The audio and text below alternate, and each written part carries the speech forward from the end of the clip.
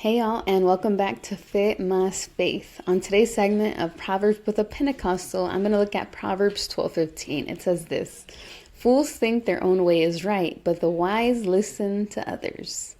So every time that I hear the word fool in Proverbs, it rubs me the wrong way. Maybe because I don't like being called a fool. But with this proverb in particular, I think that I learned why it says fool so much. And I think it's because it exaggerates the severity of what happens in us when we don't take heed of the wisdom and advice that Proverbs offers us. And with this one in particular, I've seen it so clearly in my life.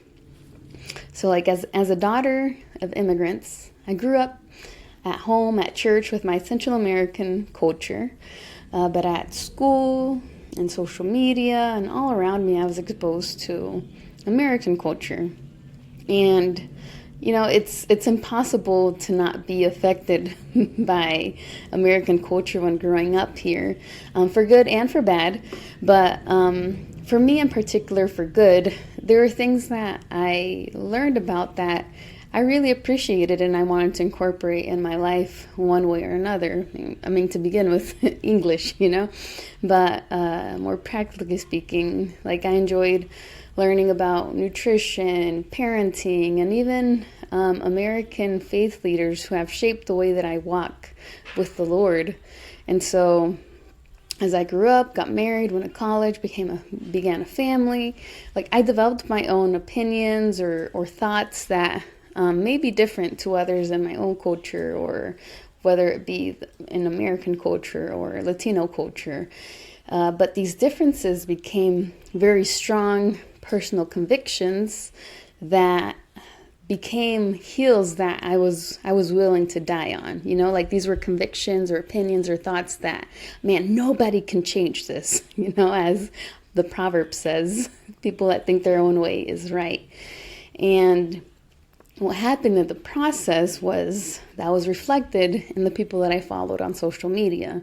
So I began following everybody that in one way or another built up those convictions that I had. So becoming a mom, I began following a million gentle parenting social media accounts.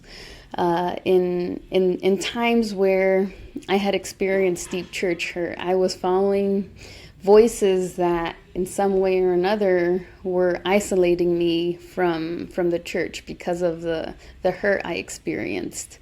Politically speaking, I was following people that I agreed with, and the list goes on and on and on. But the thing is that I began to build this thing that's called an echo chamber. Now, if you've never heard the word echo chamber, I'll give you Google's definition of it. It's this: an environment in which a person encounters only beliefs or opinions that coincide with their own, so that their existing views are reinforced and alternative ideas are not considered.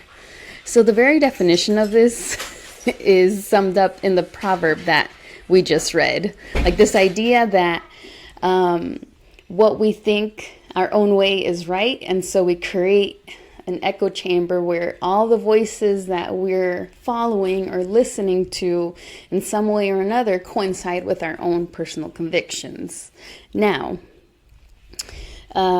this is probably what's most comfortable for most people in my generation of our opinions or thoughts not being challenged. And I think it makes sense because usually the opinion that is in disagreement of ours, they hold their opinions just as strongly as we do. And so there's never any friendly way to discuss disagreements that doesn't become contentious or aggressive or even violent sometimes. And so it makes sense why this is the culture that we're in. But this proverb says very clearly that those who think their own way is right are fools. And again, it just hits me a specific way that just But last year when I heard this, or I first learned about this term echo chamber, gosh, I just felt so convicted by God.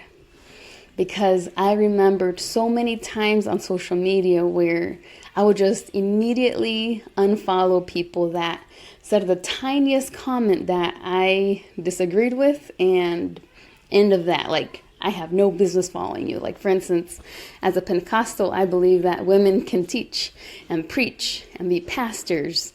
And the moment I found out that somebody was a complementarian, or, people that don't believe women should do that, I immediately unfollowed them, right? And so I began doing this on social media, but unfollowing anybody that I disagreed with. And so the conviction of the Holy Spirit came in the shape of understanding that when you're unwilling to not even sit with, because these are people on social media that I don't even know personally, but to even just listen to others' opinions, there's a lack of wisdom there. As the proverb says, it says the wise listen to others. Because to be able to listen to others, it requires humility. It requires the inability of being offended. Which is what the very essence of Jesus' ministry was teaching his disciples to not be so easily offended, to turn the other cheek, to have a spirit of humility and meekness. And so I think what I'm pulling from this proverb it's to serve the Lord is to understand that our personal convictions cannot become things or hills that we're willing to die on.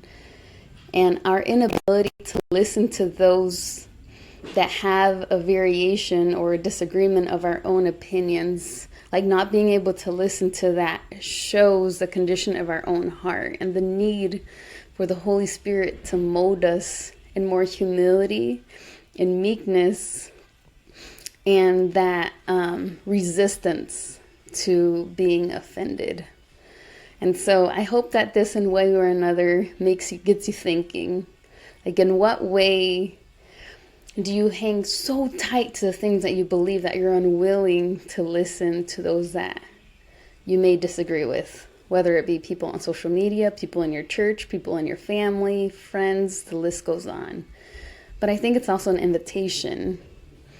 What does it take for us to listen better? Like, what would it take for us to be a generation that does not dismiss those we disagree with, but we're able to listen to others because we remember that the people we're listening to are image bearers of God. Like, they're bearing the image of God.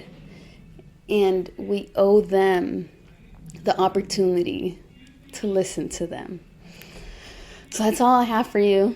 I think I could go on for a while, but this is sort of what I've been chewing on over the last couple weeks as I've been thinking about this proverb, and I hope it gets you thinking. So thanks for being here, and take care.